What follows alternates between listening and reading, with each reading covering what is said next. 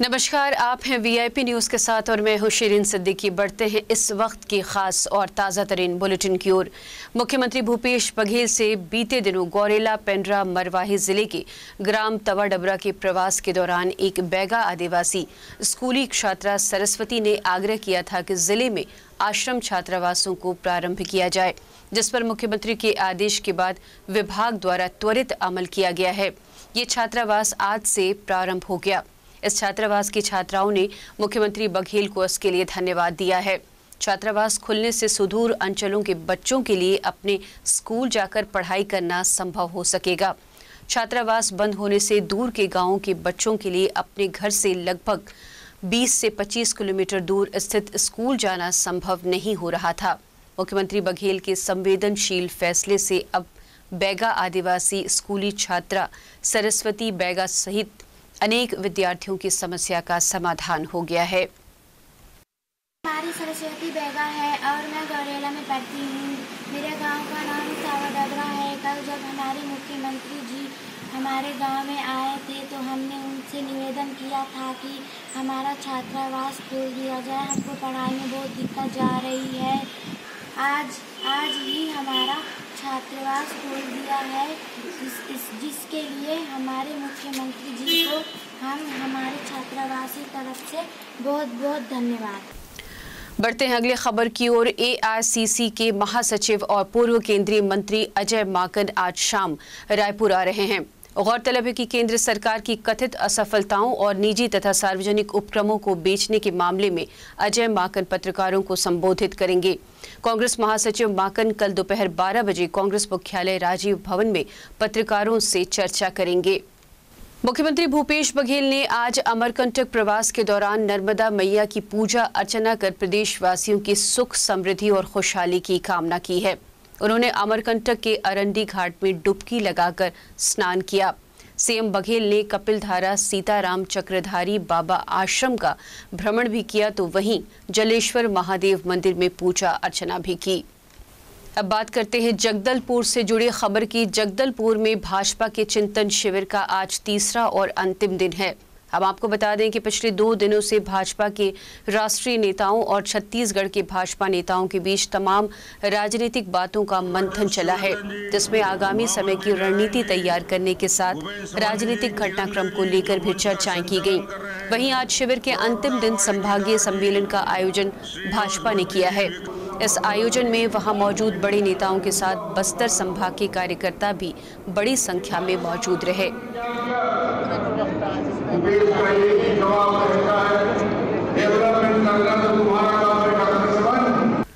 देश भर में कोरोना के आंकड़े लगातार बढ़ रहे हैं। पिछले 24 घंटे में कोरोना मरीजों के 45,000 से अधिक नए मामले सामने आए हैं। वहीं छत्तीसगढ़ में महज 45 नए केस सामने आए हैं। इसके बावजूद छत्तीसगढ़ सरकार कोरोना की तीसरी लहर को लेकर सजग नजर आ रही है। मुख्यमंत्री भूपेश बघेल का बयान भी इस मुद्दे पर सामने आया है। उन्होंने कहा है कि छत्तीसगढ़ सरकार तीसरी लहर को लेकर पूरी तरह से तैयार है। देखिए, हमारी तैयारी पूरी है। तीसरी लहर के लिए भी हम लोग चौकन्ना है। हमारे सारे अधिकारी नज़र रखे हुए हैं कि हमारे जो छत्तीसगढ़ है वो लैंडलॉक स्टेट है और किसी भी दिशा से आ सकता है, तो उसके लिए भी नज़र रखे हुए हैं और आ भी जाए तो उसके हम लोग तैयारी हम लोगों ने रखा। अभी सप्लीमेंट्री बजट में 900 करोड़ की उसकी भी व्यवस्था की गई है।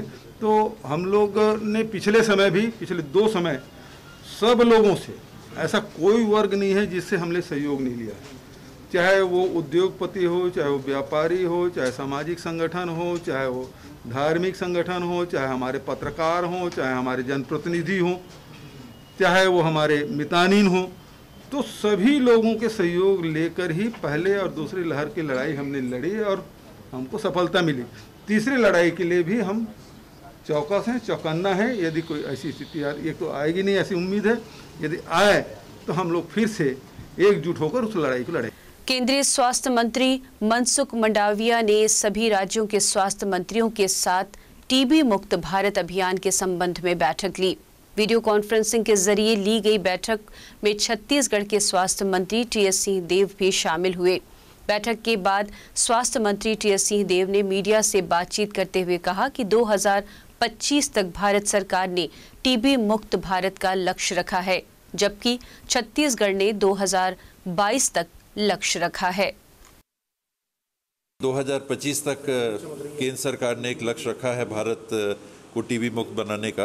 राज्य सरकार ने 2022-23 को टारगेट रखा था और उस पर हम कायम हैं अभी कि 2022-23 तक छत्तीसगढ़ को टीबी मुक्त बनाए। हमारी स्थिति अच्छी नहीं है, राष्ट्रीय औसत की तुलना में छत्तीसगढ़ की स्थिति अभी अच्छी नहीं, इसमें हमको बहुत काम करने की ज़रूरत है।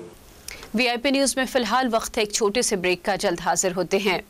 सच एक सोच है, सच एक विचार है, हर गलत के विरुद्ध सच एक हथियार है। उसी सच को घर घर तक पहुंचाएंगे। हम हर झूठ को आईना दिखाएंगे। हम पहुंचाएंगे आप तक सच्ची खबर, ताकि हो सके हर मुद्दे पर वीआईपी न्यूज सच का आईना सभी ओटीटी प्लेटफॉर्म्स और एयरटेल के चैनल नंबर 348 पर। वीआईपी न्यूज सच का आईना। खबरों की समझ रखने वाले अनुभवी चेहरे और जोश से भरे युवाओं की हमारी टीम बनेगी आपकी आवाज। देश के दिल की बात साझा करेंगे देश की जनता के साथ। बात राजनीति की, कला और संस्कृति की, धर्म और आध्यात्म की, सिनेमा और संगीत की, परंपरा की, पर्यावरण की, उद्योग की, व्यापार की, कृषि और विज्ञान की, देश की, दुनिया की। VIP news. हमारा लक्ष्य है खबरें, खबरें जो जागरूक कर सके जनगण के मन को, खबरें जो बेबाक हो, खबरें जो निष्पक्ष हो, खबरें जिनमें सत्य की अनुगूंज हो, खबरें जिनमें बदलाव का राग हो। आइए खबरों से आवाम को जगाते हैं, झूठ को सच का आईना दिखाते हैं। देश और दुनिया की खबरों के साथ छत्तीसगढ़ की खबरों के लिए देखते रहिए वीआईपी न्यूज।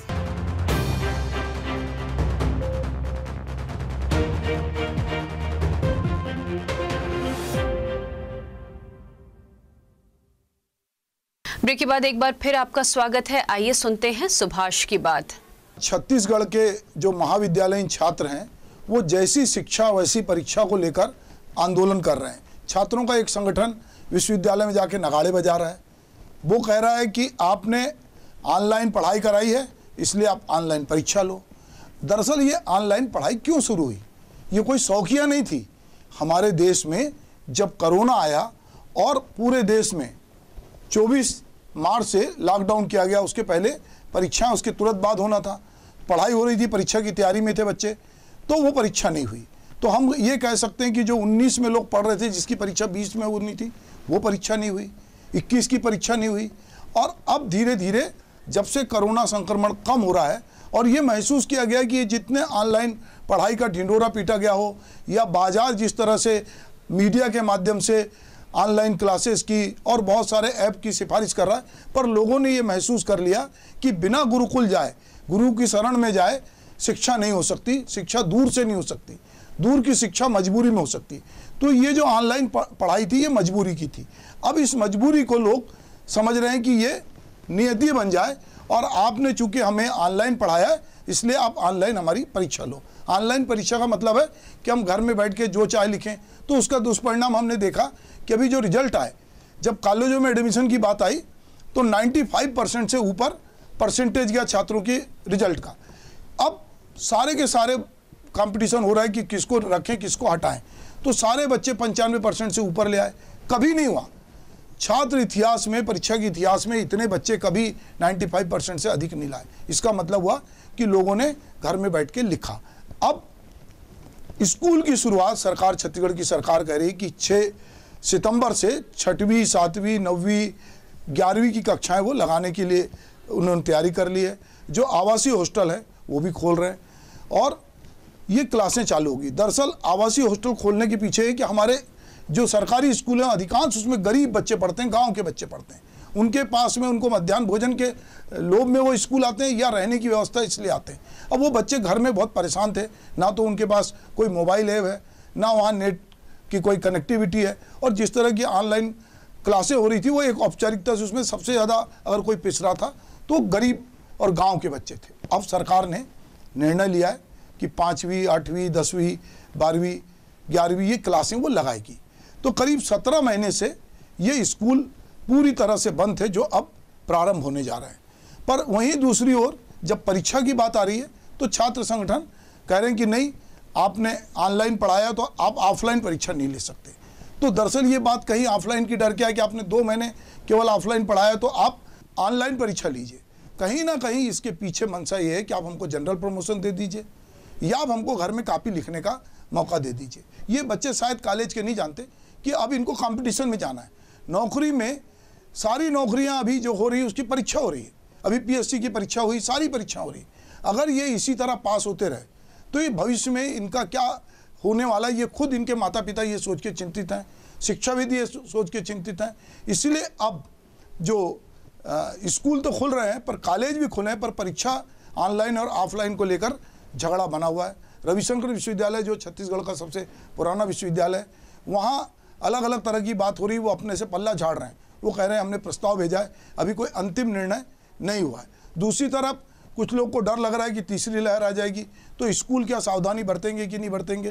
तो पहले ये हुआ कि 50% उपस्थिति के साथ स्कूल खोले जाएं, शिक्षक और स्टाफ के लिए वैक्सीनेशन कंपलसरी किया गया और अमूमन अधिकांश लोगों ने वैक्सीन लगा भी लिया है। स्कूलों को सैनिटाइज करने की कवायद भी चल रही है, बहुत सारी चीज़ें हो रही है। पर कोरोना इस समय छत्तीसगढ़ में नहीं के बराबर है। सजगता जरूरी है, पर अब ये सब महसूस कर रहे हैं। शिक्षा सचिव भी अपने बातचीत में कह रहे हैं कि जो ऑनलाइन परीक्षा थी उसमें चाहे हमारे 32 लाख विद्यार्थी रजिस्टर्ड हों या जितने हों, पर वो परीक्षा उस तरह का पढ़ाई उस तरह की नहीं है जिस तरह स्कूल में होती है। स्कूल में हम मिलते हैं तो केवल हम पढ़ते नहीं हैं, वहाँ एक गर्मजोशी होती है, दोस्तों से मिलते हैं, उनके साथ बातचीत करते हैं, टीचर से रूबरू होते हैं, एक माहौल होता है, एक सामूहिकता होती है। वो सामूहिकता कहीं ना कहीं ऑनलाइन क्लास से गायब है। बच्चे उसमें ऊँग रहे हैं या नेटवर्क नहीं आ रहा है। एक औपचारिकता हो रही थी, अब ये औपचारिकता टूटने जा रही है। स्कूलों में अब पहले जैसी हलचल होगी, पहले जैसी गर्मजोशी होगी, दोस्त मिलेंगे, थोड़ी सावधानी जरूर होगी, पर मुझे लगता है देर से ही सही स्कूल खुलना अच्छी बात है। और परीक्षा तो होनी चाहिए। परीक्षा जो बच्चे ये बात की जिद कर रहे हैं कि ऑफलाइन परीक्षा ना लेके ऑनलाइन ले, उनको भी समझना पड़ेगा कि भविष्य में ऐसा नहीं होगा। कोई व्यवस्था जो मजबूरी में विवशतावश लागू की गई थी उसको अनिवार्यता बना के यदि आप प्रदर्शन कर रहे हैं तो आपको ये सोचना पड़ेगा। इसमें विश्वविद्यालय को भी छात्रों को भरोसे में लेना पड़ेगा। जो छात्र नेता प्रदर्शन कर रहे हैं उनसे बात करनी पड़ेगी कि ये परीक्षा जो पद्धति है वो क्या होगी, क्योंकि अभी इसको लेकर एक प्रकार का ऊहापोह बना हुआ है। कोरोना काल में 17 महीने बाद आज से 6वीं, 7वीं, 9वीं और 11वीं की कक्षाएं लगने लगी हैं। राज्य सरकार ने इसके लिए एक दिन पहले ही आदेश जारी किया था। आदेश की जानकारी सभी स्कूलों में तय समय पर नहीं पहुंच पाने से कुछ स्कूलों में मिडिल स्कूल के बच्चे नहीं पहुंच पाए। इसके बारे में जानकारी आई है कि 6 तारीख से स्कूल खोलना है सब क्लासों का।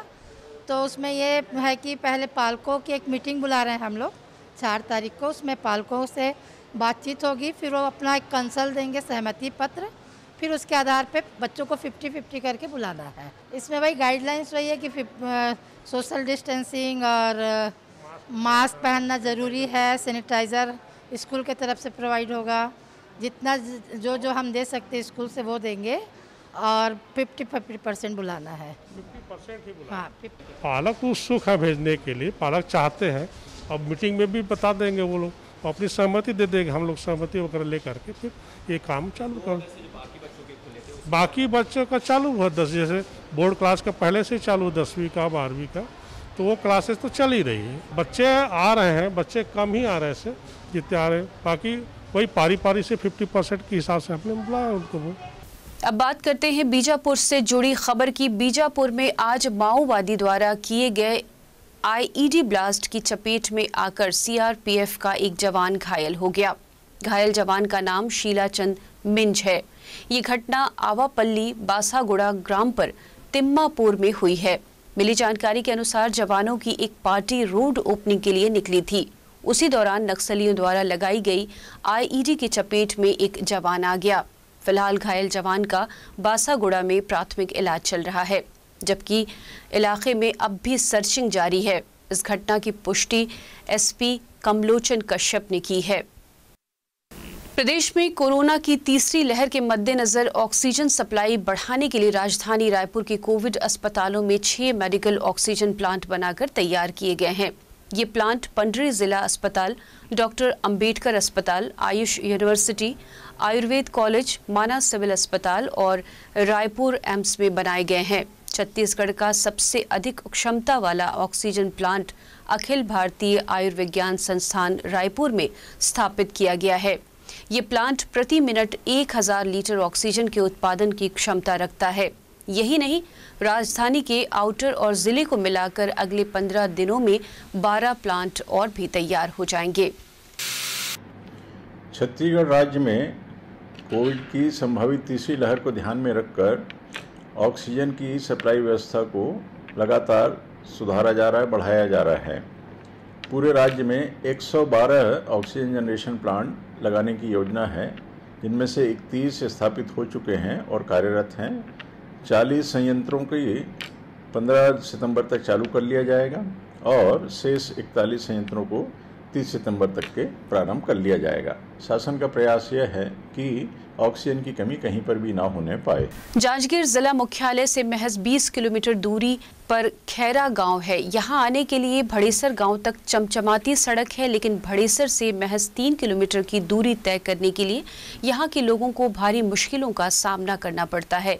ग्रामीणों की माने तो गांव में कोई गंभीर रूप से बीमार पड़ जाए तो उसे खाट में उठाकर सड़क तक लाना पड़ता है और स्कूली छात्र छात्राओं के साथ ग्रामीणों को जान जोखिम में डालकर नाला में बने अधूरे पिल्लर में रखे लकड़ी के गोले के सहारे नाला पार करना पड़ता है।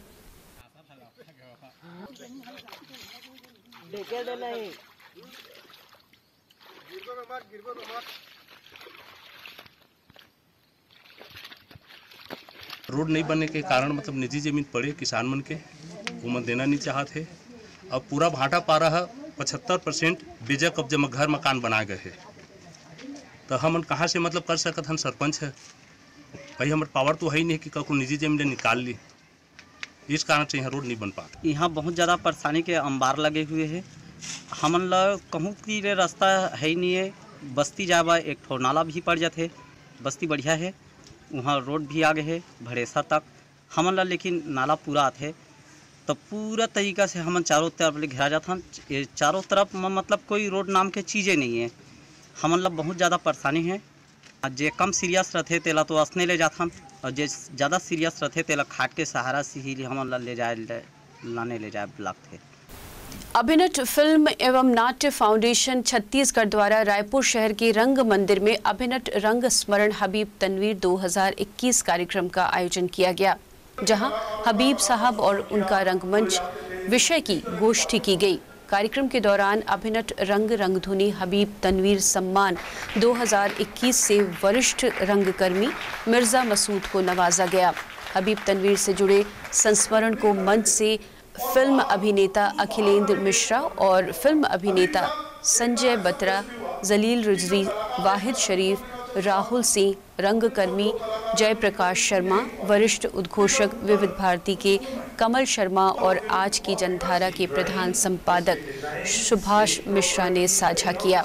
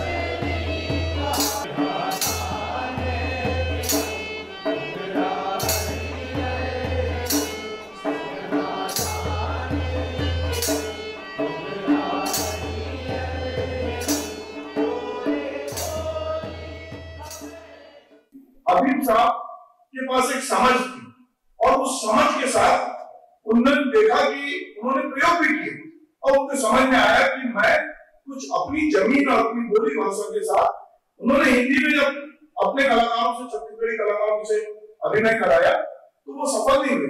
फिर उनको लगा कि ये गड़बड़ी कहाँ है, तो वो समझ गए कि उन्होंने अपने को फिर करेक्ट किया और नया थिएटर जिस तरह से आगे बढ़ा उसकी बात हो सकता है। कुछ लोगों की व्यवसायिक मजबूरी होती है, कुछ लोगों की व्यक्तिगत महत्वाकांक्षाएं होती है, हम दोनों का सम्मान करते हैं, लेकिन इस मंच पर आज हम ये प्रण करें कि कला को दरबारी नहीं बनने दें। देखिए, एक बहुत अजीब नाम है हबीब तनवीर, और उनके नाम पर किसी को सम्मानित किया गया तो उसकी अजहद खुशी, उसकी बेहद खुशी तो मुझे है। फ़कीर की झोली होती है और उसमें पता नहीं लगता कि किसके किसके सिक्के आए हैं। उसी तरह से हमारा है कि बहुत सारे लोगों से बहुत कुछ सीखा है। हबीब तनवीर के बारे में जानना चाहिए, क्योंकि हबीब तनवीर ने एक लोक शैली दिया है, नाट्य विधा को एक लोक शैली दिया उन्होंने, एक ऐसा फॉर्म जहाँ की लोक गीत, लोक संगीत, लोक नृत्य, लोक कलाकार शामिल हुए, मंच रंगमंच पे आए। रंगमंच पे उठाकर गांव से और आदिवासियों को लाके रखना और मेन स्ट्रीम में प्रस्तुत करना, ये हबीब तनवीर साहब ने किया है। तो ये तो संस्कृति को आगे बढ़ाना हुआ, अपने समाज को आगे बढ़ाना हुआ, ये बहुत बड़ी बात है, ये एक बहुत बड़ी सीख है। आज तो एक दूसरे का पैर ही खींच रहे हैं या आलोचना कर रहे हैं, नहीं, अपने बड़ों से उन्होंने क्या किया है, समाज के लिए क्या योगदान रहा है, ये सीखना चाहिए। अगर सरकार इच्छा शक्ति दिखाए तो रंगकर्म बहुत आगे बढ़ सकता है, और मैं तो ये मांग करता हूँ कि रंगमंच के लिए एक अलग मंत्रालय हो। संस्कृति के साथ क्यों जोड़ के रखा है रंगमंच को? रंग कर्म वो विधा है जो संस्कृति को जीवित करता है। जशपुर जिले के कुनकुरी क्षेत्र में समर्थन मूल्य पर धान बेचने वाले हजारों किसानों की समस्या दूर करने के लिए मुख्यमंत्री भूपेश बघेल ने सार्थक पहल की है। यहां समर्थन मूल्य पर धान बेचने वाले किसानों को भुगतान की समस्या को दूर करने के लिए अब कुनकुरी में भी राज्य सहकारी बैंक खोलने की मंजूरी मिल गई है। संसदीय सचिव यूडी मिंज ने कहा है कि कुनकुरी, दुलदुला और फरसबहार विकास खंड में अपेक्स बैंक के अभाव के चलते इस अंचल के हजारों किसानों को धान बेचने के बाद 100 से 150 किलोमीटर दूर चक्कर लगाना पड़ता था। किसानों की इस समस्या पर पूर्व में मुख्यमंत्री का ध्यान आकर्षित कराया गया था। मुख्यमंत्री ने किसानों की वर्षों पुरानी इस जटिल समस्या के लिए तत्परता से कार्रवाई की है, जिसके फलस्वरूप कुनकुरी में अपेक्स बैंक खोले जाने की सौगात अब मिली है। गौरतलब है कि इससे पहले कुनकुरी, दुलदुला, बागीचा और फरसबहार विकासखंड में अपेक्स बैंक के अभाव के चलते अंचल के हजारों किसानों को धान बेचने के बाद भुगतान के लिए काफ़ी परेशानियों का सामना करना पड़ता था। विधायक बनते ही मैंने इस पहल चालू कर दिया था और हमारी सरकार, आदरणीय भूपेश बघेल जी की सरकार, लगातार किसानों के लिए छोटी छोटी मांगों को लेकर, उनकी सोच को लेकर के काम कर रही है। और मैं भी यहाँ कुनकुरी में देखता था कि किसानों की बहुत समस्याएं थी, और जब भी वो धान बेचते थे तो अपेक्स बैंक जशपुर में है ब्रांच, वहाँ जाना पड़ता था। 150 किलोमीटर लगभग पड़ता सुदूर क्षेत्र से वहाँ तक पहुँचने में, और बहुत सी परेशानी होती थी और जल्दी खुल जाना था, लेकिन अपेक्स बैंक में लगातार कुछ जानकारियाँ अधूरी पहुँच पाती थी, इस वजह से थोड़ा सा लेट हुआ। और मैं सभी किसानों को बधाई देना चाहता हूँ और साथ ही साथ धन्यवाद देना चाहूँगा आदरणीय मुख्यमंत्री जी को। एक परेशानी, बहुत कष्ट है। हम लोग को जशपुर जाना पड़ता था और जा रहे हैं, 3 दिनों से वहाँ लाइन लगते हैं, किराए में वहाँ सोना पड़ता है। इसलिए अब जो है हमारे माननीय यूडी मिंज संसदीय सचिव जो अपेक्स बैंक जो हमारे ग्रामीण कुनकुरी अंचल में अगर ले आए हैं तो बहुत खुशी का बात है। बैंक जे हमार विधायक साहब लानत है और खोल देते है पब्लिक लागी, तो बहुत खुशी ही हमें, और सुविधा हमके हमार सामने है मिल जाता है, सब चीज़ हमार बन जाता है। तो राजधानी में बढ़ती चाकूबाजी की घटनाओं के बाद रायपुर पुलिस अब हरकत में आ गई है। पिछले 5 वर्ष में चाकूबाजी करने वाले और थाना क्षेत्र के गुंडे बदमाशों की सूची तैयार कर उन्हें थाने बुलाया जा रहा है। इसी क्रम में शहर के अलग अलग थानों में 58 चाकूबाजों को लेकर उन्हें अपराध से दूर रखने की समझाइश दी गई। साथ ही उन्हें ये बताया गया कि अगर वो फिर से अपराध में संलिप्त रहते हैं तो उन पर कार्रवाई की जाएगी। वहीं थाना बुलाए गए 58 चाकूबाजों में से 4 के खिलाफ वाउंड ओवर की भी कार्रवाई पुलिस ने की है। पिछले दिनों जो चाकूबाजी की घटनाएं हुई थी पिछले 4-5 सालों में, तो उसमें सभी का रिकॉर्ड थानावार निकाला गया है और सभी थाना प्रभारियों को निर्देशित किया गया है कि वो सभी को एक तो थाना बुलाकर उनको हिदायत दें और जो अगर किसी अपराध में संलिप्त हो तो उन पर कार्रवाई भी कर रहे हैं। इसके अलावा उनको बाउंड ओवर की कार्रवाई भी हम करा रहे हैं। तो कल लगभग 50 से 55 चाकूबाजों को थाना बुलाकर हिदायत दिया गया है। अभी ये कार्रवाई लगातार जारी रहेगी। बहुत सारे कारण होते हैं, नशा भी उसमें एक कारण होता है, तो इसी बीच हमारी नशे पे भी कार्रवाई चल रही है और अपराधों पे नियंत्रण के लिए हम सभी तरह के प्रयास कर रहे हैं। बढ़ते हैं अगली खबर की ओर। राजधानी रायपुर के अभनपुर में एक व्यवसायी से मोबाइल टावर लगाने का झांसा देकर ठगी हुई है। घटना 10 दिन पहले की है। अब थाने जाकर पीड़ित ने इसकी शिकायत की, जिस पर पुलिस ने केस दर्ज कर जांच शुरू कर दी है। जानकारी के मुताबिक कपड़े का व्यवसाय करने वाले नंद किशोर माहेश्वरी ने 19 अगस्त को मोबाइल टावर के लिए जमीन की आवश्यकता का विज्ञापन देखकर उसमें दिए गए नंबर पर संपर्क किया, जिसके बाद ठग ने जमीन सर्वे सहित विभिन्न प्रोसेसिंग फीस के नाम पर प्रार्थी से पैसे मांगे। ऐसा करके ठग ने कुल 45,000 रुपए खाते में जमा कराए हैं। जब ठग द्वारा पैसे की मांग की गई तब पीड़ित व्यवसायी को ठगे जाने का एहसास हुआ। वो जो थाना अभनपुर अंतर्गत प्रार्थी नंद किशोर के द्वारा आकर थाने में रिपोर्ट दर्ज कराई गई कि उनको एक अननोन नंबर से कॉल आया था। उनके द्वारा कहा गया कि जियो कंपनी का टावर आपके ज़मीन पे लगाना है और आपको हर महीने एक निश्चित रकम मिलेगी किराए के रूप में, और उसको झांसे में लेकर अपने अकाउंट में 45,450 रुपये डलवा लिया है और धोखाधड़ी की है और बाद में मोबाइल बंद कर दिया है। इसमें संबंधित मोबाइल नंबर के खिलाफ एफआईआर दर्ज कर लिया गया है। आरोपियों को पता तलाश की जा रही है। साइबर टीम को लगा दिया गया है और संबंधित नंबरों के डिटेल के लिए उसमें कार्रवाई की जा रही है। राजधानी के खमतराई इलाके में एक महिला से दुष्कर्म का मामला सामने आया है। मामले में पुलिस ने प्रार्थिया की शिकायत पर केस दर्ज कर आरोपी की तलाश कर रही है। पुलिस के मुताबिक आरोपी जीतू रोहिला के यहां पीड़ित महिला सर्वेंट का काम किया करती थी। इसी दौरान आरोपी ने उसके साथ जबरदस्ती शारीरिक संबंध बनाया। इसके बाद उसने पीड़िता के पति के साथ मारपीट भी की। खमतराई थाना में अपराध पंजीबद्ध किया गया है पीड़िता की शिकायत पर के, और इसने पीड़िता बाई का काम करती थी उसी के यहाँ पे, तो उसने दैहिक शोषण अभियुक्त ने इसके साथ किया है और उसके बाद से फरार हो गया है।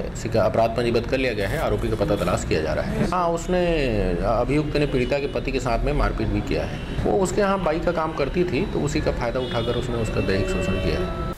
जशपुर जिले के कांग्रेस विधायक यूडी मिंज ने सरकारी अधिकारियों पर करोड़ों रुपए के निर्माण कार्यों में गुणवत्ता की अनदेखी कर भ्रष्टाचार से बंदरबाट करने का आरोप लगाया है।